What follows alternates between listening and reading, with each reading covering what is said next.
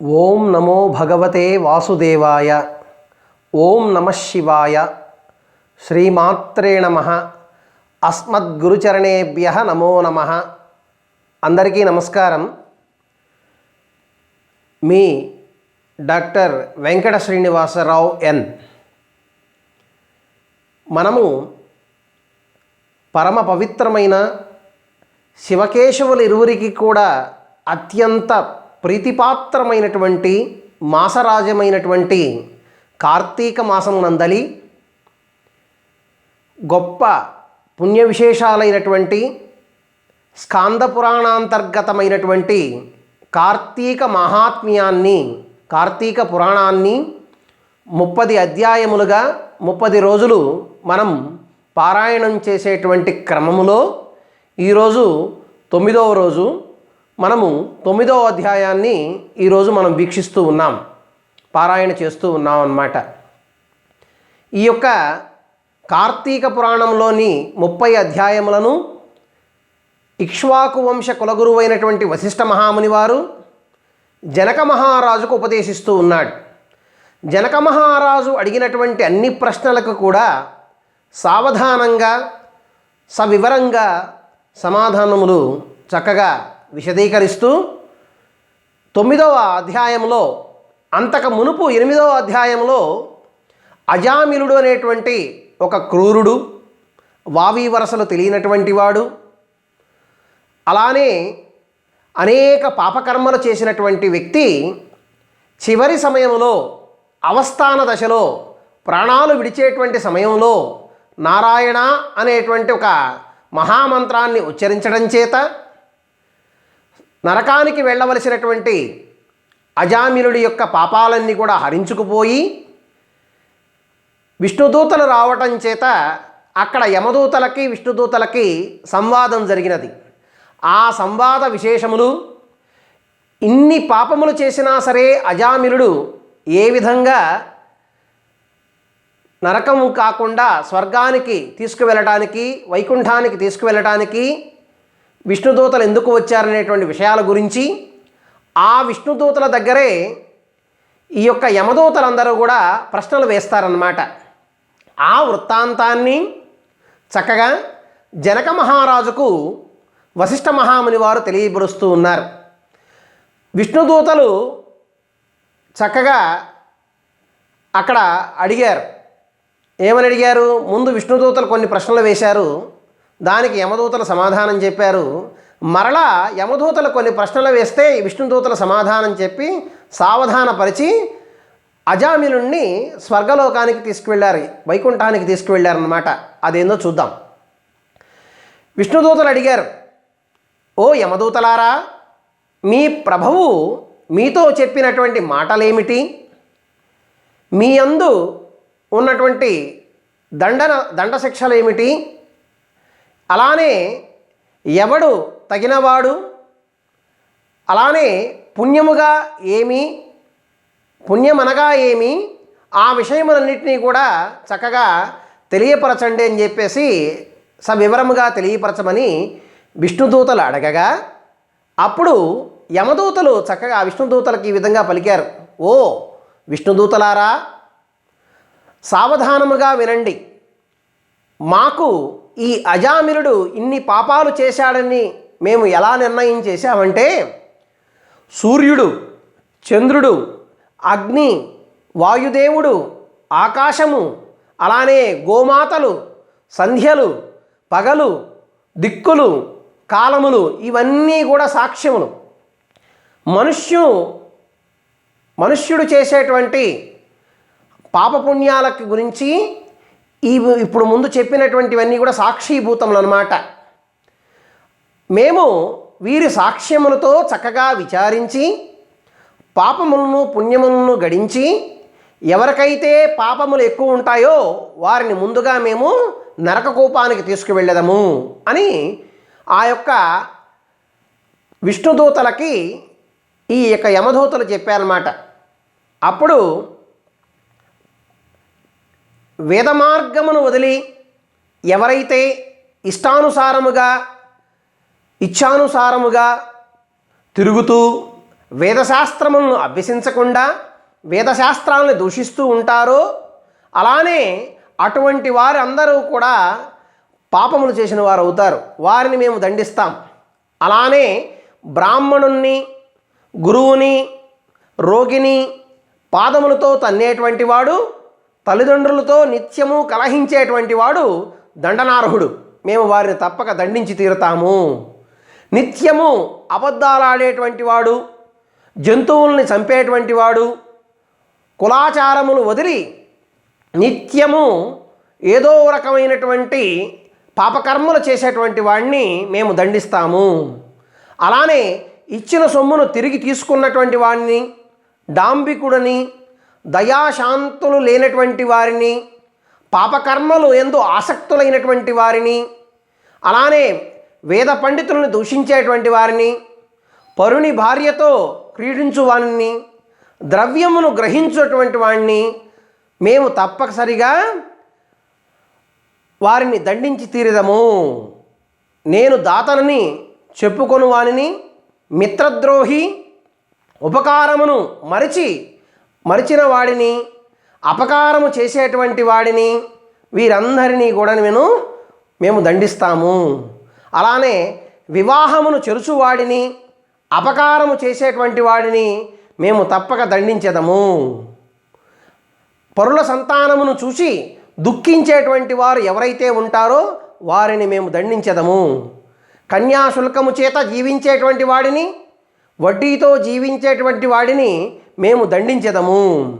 చెరువును, నూతిని, చిన్న కాలువను నిర్మించు వ్యాపారమును మార్పించు ఆ విధంగా వ్యాపారములు చేసి మాయమాటలు చెప్పి అందరినీ మోసం చేసేటువంటి వారిని మేము దండించెదము. మోహము చేత కానీ మాతాపితరులకు శార్ధకర్మను విడిచినటువంటి వాడిని, నిత్య కర్మను వదిలి వేరే కర్మలు చేసేటువంటి వాడిని మేము తప్పక దండించెదము. అలానే పరపాక పరిత్యాగిని, పరపాక రతుణ్ణి, పితృశేషాన్నమును భుజించేటువంటి వాడిని మేము తప్పక దండించెదము. ఇలా అనేక రకాలైనటువంటి పాపకర్మలు ఎవరైతే చేస్తారో అట్టి వారిని తప్పక మేము దండిస్తాము. పితృశేషాన్నములతో భోక్త అనగా శ్రాద్ధభోక్తలు భుజించేటువంటి వాడి తర్వాత మిగిలిన అన్నమును భుజించువాడు, ఇతరులకు దానము చేయనటువంటి వాడు, ఎవ్వరికి ఏమీ పెట్టనటువంటి వాడు, పిసనారి, యాచించిన బ్రాహ్మణునికి ఏమీ ఇవ్వనటువంటి వాడు, శరణుజొచ్చినటువంటి వారిని కాపాడనటువంటి వాడు వీరందరినీ కూడా దండనార్హులు. స్నానము, సంధ్యావందనము, అలానే విడుచువానిని, నిత్యము బ్రాహ్మణుణ్ణి నిందించేటువంటి వాడిని, అలానే అశ్వహంతకుణ్ణి, గోహంతకుణ్ణి మేము తప్పక దండించెదము. ఇలా ఇటువంటివన్నీ కూడా పాపకర్మలు. ఈ కర్మలు ఎవరైతే చేస్తారో అట్టి వారిని యమలోకమునందు మా చేత అనేక రకాలైనటువంటి యాతనలు పొందెదరు. ఈ అజామిలుడు బ్రాహ్మణుని వంశమునందు జన్మించినప్పటికీ కూడా దాసీ సంఘలోలుడై పుట్టినటువంటిది మొదలు చచ్చేంత వరకు అన్ని పాపములు చేశాడు. కానీ చివరి సమయంలో ఏదో విష్ణులోకమునకు ఎట్లా అర్హుడవుతాడు? చివరి సమయంలో ఏదో ఒక హరినామ సంకీర్తన చేసినంత మాత్రాన. అందువలన ఇన్ని పాపాలు చేశాడు కాబట్టి ఈయన పాపములు, మహాపాతకములు చాలా ఉన్నాయి. అలానే ఏమి నిశ్చయమో ఏది కాదో మరింత మూఢంగా ప్రవర్తించేటువంటి వాడు, మర్యాద లేనటువంటి వాడు, అటువంటి వారందరినీ కూడా మేము ఎట్టి పరిస్థితుల్లో కూడా దుస్సాంగత్యం చేసేటువంటి వారందరినీ కూడా ఎప్పటికీ మేము దండిస్తూనే ఉంటాము. నిత్యము బ్రాహ్మణ చింతయును చేయుటువంటి వాడు, అలానే ఎప్పుడు కూడా యమదండార్హుడు కాకుండా ఉండాలంటే ఏమి చేయాలంటే అన్ని నిత్యకర్మలు, శుభకర్మలు చేయాలి. అలా ఇవన్నీ కూడా యమదూతలు చెప్పిన తర్వాత అప్పుడు మరలా యమదూతలు అడుగుతున్నారు, సరే ఇంతవరకు బాగానే చెప్పాము, మరి మీరు ఇక్కడ అజామిలుడిని తీసుకువెళ్ళడానికి వచ్చారు కదా, దానికి గల కారణం ఏందని వీరిని అడిగాడు అన్నమాట. విష్ణుదూతలను అడిగారు. అప్పుడు ఆ విష్ణుదూతలు ఈ విధంగా సమాధానం చెబుతూ ఉన్నారు. నిత్యము భగవన్నామ స్మరణ చేస్తూ స్నాన సంధ్యలను ఆచరించేటువంటి వారు యమలోకానికి అర్హులు కాదు. వారు ఎప్పటికి కూడా వైకుంఠ ప్రాప్తి కలగవలసిందే. జపహోమాదులు ఆచరించేటువంటి వారు, సర్వభూతముల యందు దయ కలిగినటువంటి వాడు, దయార్థ హృదయుడు, యమలోకమునకు పోజాలడు. సత్యవంతుడై అసూయా దోషరహితుడై జపాగ్నిహోత్రములను చేయువాడు, కర్మ ఫలమును చక్కగా బ్రహ్మయందు ఉంచినటువంటి వాడు, అలానే యమదండనార్హుడు కానే కాదు అని ఆ విష్ణుదూతలు చెప్పారన్నమాట. కర్తృ భోక్తృత్వాదులను సుగుణ పరమేశ్వరుని యందు స్థాపించి ఈశ్వరార్పణ బుద్ధితోటి ఎవరైతే వారి కర్మలను ఆచరిస్తూ ఉంటారో అట్టివారు అందరూ కూడా సుగుణ సంపన్నులుగా వెలుగుతూ ఉంటారో అట్టివాడు ఎప్పటికీ కూడా యమలోకానికి వెళ్ళజాలడు. అలానే అన్నదానమును ఆచరించి, అలానే జలదాతయు, గోదానదాతయు, అలానే యమలోకములకు వెళ్లకుండా ఎప్పటికీ స్థిర నివాసులై వైకుంఠమునందే ఉండెదరు. అలానే విద్యాదానాన్ని చేసేటువంటి వాడు, పరోపకారం యందు ఆసక్తి కలిగినటువంటి వాడు యమలోకములకు ఎప్పటికీ వెళ్ళడు. హరిని చక్కగా పూజించేటువంటి వాడు, హరినామాన్ని స్మరించేటువంటి వాడు ఎప్పటికీ యమలోకానికి వెళ్ళవలసిన అవసరం లేదు. అలానే వివాహము కానటువంటి వారికి వివాహానికి ముందు ఉపనయన సంస్కారం, అంటే పేద బ్రాహ్మణుల యొక్క పిల్లలకి ఉపనయన సంస్కారం ఎవరైతే చేస్తారో అట్టివానికి యమలోకం అనేటువంటి ప్రాప్తి కలగదు. ఎప్పటికి కూడా వైకుంఠ ప్రాప్తి లేదా కైలాస ప్రాప్తియే కలుగుతుంది. అలానే మార్గమందు మండపాలను కట్టించేటువంటి వాడు, క్రీడాస్థలాలను కట్టించేటువంటి వాడు, దిక్కులేనటువంటి శవాలకి ఆ యొక్క కర్మక్రియలు చేసేటువంటి వాడు అలా ఎట్టి పరిస్థితుల్లో కూడా పాపరహితుడిగా వైకుంఠానికో కైలాసానికో వెళ్ళవలసిందేను. యమలోకానికి ఎప్పటికీ కూడా వాడు అర్హుడు కాదు. తులసీ కాష్టమాలికను మెడయందు ఎవరైతే ధరించి ఉంటారో నిత్యము హరిని పూజిస్తూ హరినామస్మరణతో చక్కగా సాలగ్రామమును పూజించేటువంటి వాడు ఎప్పటికీ యమలోకానికి వెళ్ళడు. అలానే భాగవతమును రాసి గృహమునందు కానీ లేదా పూజా మందిరమునందు కానీ పెట్టుకొని ఉండేటువంటి వాడు ఎప్పటికీ కూడా స్వర్గలోకానికి కానీ వైకుంఠానికి కానీ మాత్రమే వెళతాడు, కానీ నరకలోకానికి వెళ్ళడు. అలానే సూర్యుడు మేష, తుల, మకర సంక్రాంతుల యందు మేష సంక్రాంతుల యందు ఉండగా ప్రాతస్నానం ఎవరైతే ఆచరిస్తూ ఉంటారో అట్టి ఆచరించేటువంటి వాడు యమలోకానికి ఎప్పటికీ వెళ్ళడు. అలానే రుద్రాక్ష మాలికలను ఎవరైతే ధరించి ఉంటారో, అలానే జపదాన హోమాదులు సకాలంలో ఎవరైతే ఆచరిస్తూ ఉంటారో అట్టివాడు యమలోకానికి వెళ్ళడు. ఎప్పుడు కూడా స్థిర నివాసమైనటువంటి వైకుంఠంలో కానీ కైలాసంలో కానీ స్థిరంగా ఉంటాడు. అలానే నిత్యము అచ్యుత, గోవింద, అనంత, కృష్ణ, నారాయణ, ఓ సవ్యసాచి, ఓ రామ అని హరినామ సంకీర్తన ఎవరైతే చేస్తూ ఉంటారో వారికి యమబాధలు అనేటువంటివి కనుమరుగవుతాయి. అలానే కాశీయందు మణికర్ణికా ఘట్టమునందు హరినామ స్మరణ ఎవరైతే చేస్తూ మృతి పొందుతారో వారు సర్వపాపములు అక్కడే హరించుకుపోతాయి. వారికి ఎప్పటికి కూడా యమలోక ప్రాప్తి ఉండదు. ఎప్పుడూ కూడా చక్కగా స్థిర నివాసమైనటువంటి వైకుంఠమునందే ఉంటాడు. అలానే సర్వపాపములు వారి దరిచేరమన్నమాట. దొంగ, కళ్ళు తాగేడివాడు, మిత్రహంతకుడు, బ్రాహ్మణ హంతకుడు, అలానే స్త్రీ హత్యా పాతకుడు, రాజహత్యా పాతకుడు, గురుహత్యా పాతకుడు చేసినటువంటి మహాపాతకాలు చేసినటువంటి వాడు కూడా మరణకాలం నందు ఎప్పుడైతే వాడికి స్ఫురణతోటి పూర్వజన్మ సంస్కారంతో హరినామ స్మరణ చేస్తాడో అట్టివాడు పాప విముక్తుడవుతాడు. ఎట్టి పరిస్థితుల్లో కూడా ఆ చివరి సమయంలో హరినామస్మరణ చేయటం చేత అతను నరక ప్రాప్తి పొందటానికి వీలు లేకుండా వైకుంఠ ప్రాప్తియే కలుగుతుంది అతనికి. అలానే మహిమను తెలుసుకొని ఎవరైతే మరణకాలమునందు హరినామ సంకీర్తన గావించి ఉంటారో తెలిసి తెలియక చేసినటువంటి పాపకర్మలన్నీ కూడా హరించుకుపోతాయి.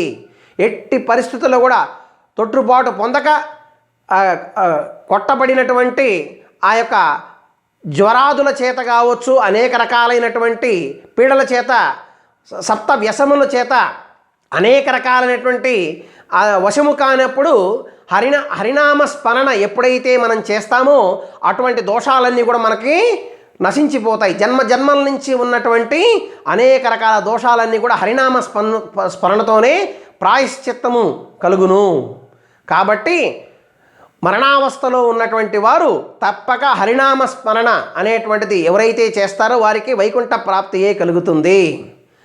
ఈ విధంగా విష్ణుదూతలు చక్కగా ఆ యమదూతలకు చెప్పగా అప్పుడు యమదూతలు అసలు అజామిలుడి యొక్క ఇన్ని పాపకర్మలు చేశాడు కదా, మరి అజామిలుడిని స్వర్గానికి నరకానికి కాకుండా స్వర్గానికి ఎలా తీసుకువెళుతున్నారంగానే అడగంగానే అజామిలుడు ఆ యమదూత విష్ణుదూతల యొక్క సంవాదాన్ని మొత్తాన్ని వింటూ ఉన్నాడు. విని ఆశ్చర్యపడిపోయాడు. అయ్యో ఎంత కష్టమోయనో కదా, ఆత్మహితము చేసుకొనలేక పోతిని కదా, చీచి ఇదా నా బ్రతుకు అని సజ్జన నింద చేసి సజ్జనల్ని గర్హించి పతివ్రత అయినటువంటి భార్యను విడనాడి కళ్ళు త్రాగిడి ఆ యొక్క దాసీ భార్యను స్వీకరించి తిని కదా, వృద్ధులని నాకంటే వేరే దిక్కులు లేనటువంటి వారిని అయినటువంటి పుణ్యాత్ములైనటువంటి నా తల్లిదండ్రులని సరిగా నేను చూసుకోలేదు కదా, వారిని విడిచింది కదా, నీచున్నైతిని కదా, అయ్యో ఎంత కష్టం వచ్చినది, ఇన్ని అధర్మ పనులు నేను ఎందుకు చేశానని చెప్పేసి బాధపడుతూ ఉన్నాడు. బాధపడుతూ అది ఆశ్చర్యం, ఇదంతా కూడా ఇది స్వప్నమా లేక ఇది నిజమా అనుకుంటూ పూర్వజన్మలో నేను చేసుకున్నటువంటి పుణ్యం చేతనే కాబోలు నాకు మరణించే సమయంలో హరినామ స్మరణ చేయాలనేటువంటి నా జిహ్వ నా నాలుక హరినామ స్మరణ గురించి ఆలోచన చేసింది. ఇంకేము ఆ విధంగా అనటం చేత అది నిత్సత్యము అని ఆ విష్ణుదూతలు చెప్పారు. నీవు చివరి కాలంలో ఆ హరినామ స్మరణ చేయటానికి నీ యొక్క పూర్వజన్మ సంస్కారమే నీకు అది పరమావధిగా భావించబడింది అని నిశ్చలమైనటువంటి భక్తి కలిగినటువంటి జితేంద్రుడై కొంతకాలం ఉండి సాయుజ ముక్తిని పొందటానికి చక్కగా ఆ యొక్క విష్ణుదూతలు ఆ అజామిలును తీసుకొని వెళ్ళారు. వెళ్ళి ఆయన నారాయణ నామకీర్తన గావించాడు కాబట్టే సమస్త పాప విముక్తుడై వైకుంఠానికి పొందాడు ఆ అజామిలుడు. కాబట్టి ఈ పరమ పవిత్రమైనటువంటి ఈ కార్తీక మాసంలో ఎట్టి పరిస్థితుల్లో కూడా మనము చేయవలసిందేంది, దీపదానం చేయాలి, నిత్య వ్రతాన్ని ఆచరించాలి, కార్తీక పురాణాన్ని పఠనం చేయాలి. అలానే సాయం సమయంలో విష్ణాలయంలో కానీ శివాలయంలో కానీ దీపాన్ని వెలిగించాలి. వీలైనప్పుడల్లా వెళ్ళి దేవాలయ దర్శనం చేసుకొని ఆ లింగార్చనలో కానీ లేదా స్వామివారి అభిషేకంలో కానీ విష్ణుమూర్తి యొక్క అభిషేకంలో కానీ పాలు పంచుకుంటే ఈ కార్తీక మాసంలో అనంతకోటి పుణ్యఫలం అనేది మనకి సిద్ధిస్తుంది.